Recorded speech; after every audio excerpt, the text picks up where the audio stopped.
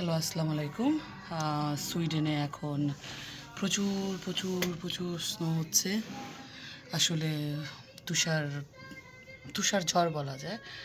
এখানে অরেঞ্জ বিপদ সংকেত দেওয়া, প্রচুর স্নো। এটা আসলে আমি প্রায় সুইডেন আসছি 12 বছরের কাছাকাছি হয়ে আসছে, কিন্তু স্টিল এরকম স্নো বা এরকম ঝড় আসলে কেউই আমি এখন পর্যন্ত দেখি নাই। এখানে যেদিকে কোনো কিছুই আসলে দেখা যাচ্ছে না। এই যে এটা আমার বারান্দার অবস্থা। স্নো, সব স্নো জমে গেছে একদম। রাস্তাঘাট গাড়ি আটকায় যাচ্ছে, সব কিছু। রাস্তায় গাড়ি চালানো অনেক কষ্ট, বাস গাড়ি এগুলো সব বন্ধ হয়ে যায়।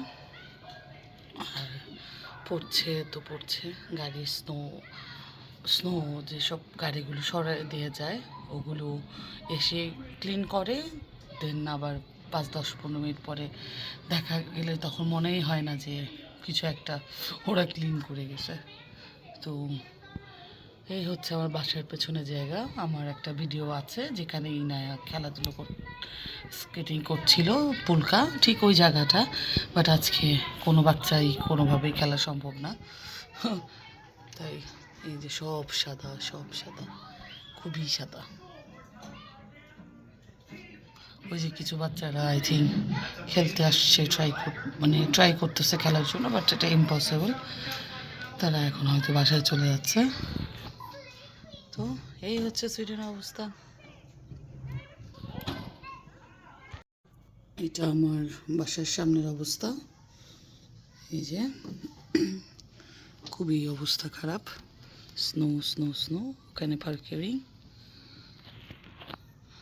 খুবই অবস্থা খারাপ চলতেছে। দেখা যাক, ইনশাআল্লাহ আল্লাহ রক্ষা করবে। প্রচুর স্নো পড়তেছে, প্রচুর।